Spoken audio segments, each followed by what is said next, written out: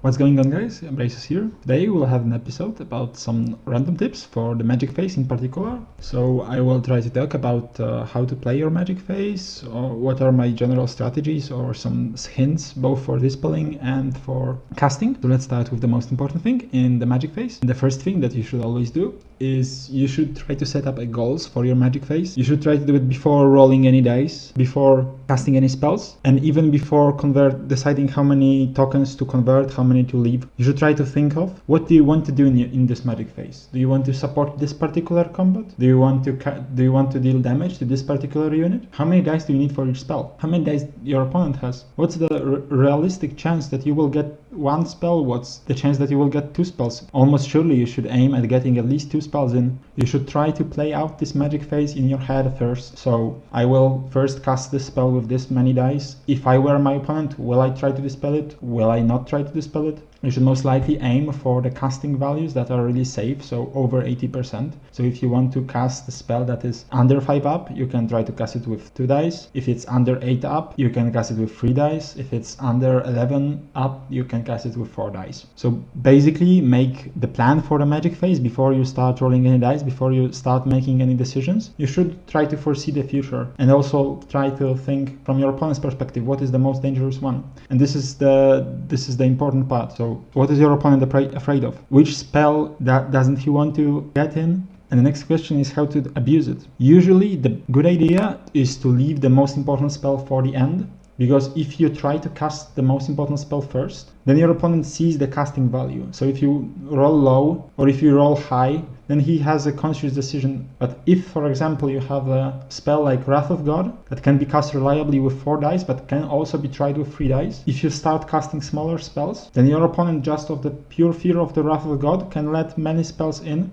before finally deciding to start dispelling, because he always tries to leave himself the pool of dice just to dispel the Wrath of God. So if you decide to cast your first spell, resolve the effect, then your opponent basically has all the cards on the table. But if you keep your cards together, if you don't show him what's the role, what's the situation, then he has to worry about it constantly. Remember that it's good to have multiple spells doing the same. So for example, if you have only one spell that can boost particular combat and the combat is pretty important, then obviously your opponent will try to dispel that. But if you have multiple spells that influence the combat in a similar way, then you will almost surely get one in. And if you have multiple spells affecting the same combat, then usually it's the best to start with the one that costs you the lowest amount of dice, because it is very likely that your opponent will not even bother dispelling that, because he knows that you have more spells. And usually people won't think in the categories that they need to draw your dice to make sure that you support that combat. So if you have a spell that costs only 2 dice and you have a spell that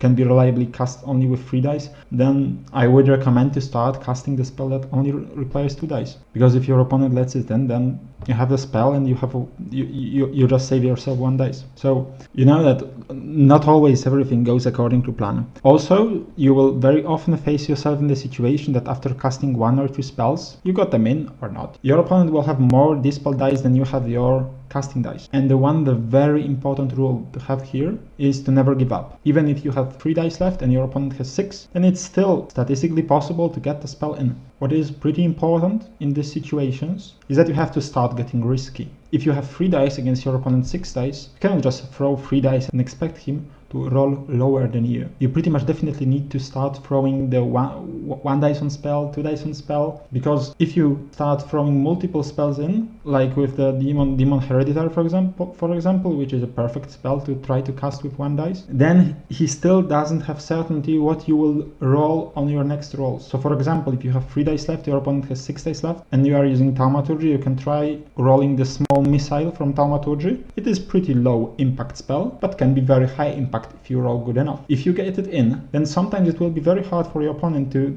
decide how many dice to use to dispel it, because you might always get a Wrath of God even with 2 dice, and thus would be disastrous. So many people will just let the small spell in just to make sure that you don't get the very important spell in. So remember that you always can abuse that, and you always can try to get many more spells in your magic phases just by abusing the fact that your opponent is trying to play safe, and most of people will try to play safe. Another thing is, sometimes you will be in the position where you have plenty of dice left, because sometimes it is better to throw the most important spell first, let your opponent use all his magic dice, and then you have the free magic phase till the end. Then I think it is pretty interesting that you can actually use those dice in a pretty risky way as well. So for example, if you have 2 dice left only, and you have 2 times the Demon Hereditary spell to cast, then it is usually much better to try to cast it 2 times with 1 dice than to cast it 1 time with 2 dice and be sure that it is in. Because by casting it 2 times with 1 dice, you are allowing yourself to get it 2 times in, and the chance of not getting both of them is pretty slim anyway. So when your opponent doesn't have much magic dice left, you always should try to cast as many spells if possible, even if this means risking some rolls. Lastly, let's talk about casting the spells with 5 dice. I think it's usually very stupid to try to cast spells with 5 dice, because this is really risky, and even though the chance of miscast is only like 20%, then you are basically risking your mage, and since usually people tend to run masters, losing 600 points for free, especially in the early stages of the game, is very, very important. But from every rule, there are some exceptions, and this is not an exception to that. So if this is one of the last turns, or if the spell is really, really necessary, then sometimes it is very, very needed to try to cast a spell with 5 dice, even in the magic phase that gives you +1 miscast. Especially if all you have to do is you have to calculate the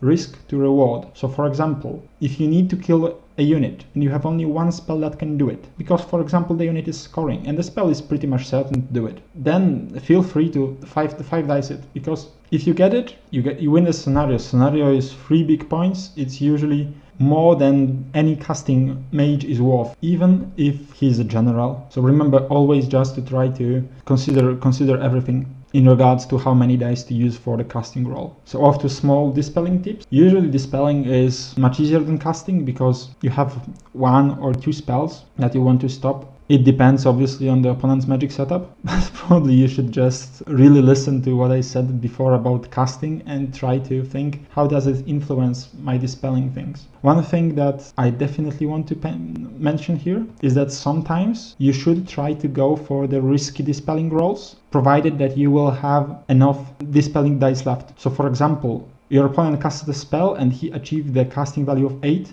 and he has 2 dice left and a pretty good spell left to be cast. You have 6 dice left. If you throw 3 dice at it, then you will most likely stop the 8, but you will have 2 dice versus 3 dice on the last spell, which is really important, and you don't want it to happen. So you can try to dispel this 8 with only 2 dice. This is not likely to happen, but you will still have 4 dice left that will help you dispel the last important spell. To sum up what I said in this video, the most important part of the magic phase is the moment before any magic is cast, only after you draw the flags card, and you know what do you want to achieve in this magic phase and what spells can help you achieve these goals. As a caster, you can definitely try to abuse the risk aversion of your opponent. As a person dispelling, it's pretty hard to abuse the risk aversion of the person casting, because you usually don't have that much influence on what will he do with his dice. Very important thing is to never give up and always aim for casting the spells. Doesn't matter how bad the situation looks. People tend to underestimate the importance of always trying, and sometimes even give up casting in the magic phase of 4 to 6, which is in my opinion ridiculous, because in 4 to 6 situation, I think it's like 50-50 if you get another spell in.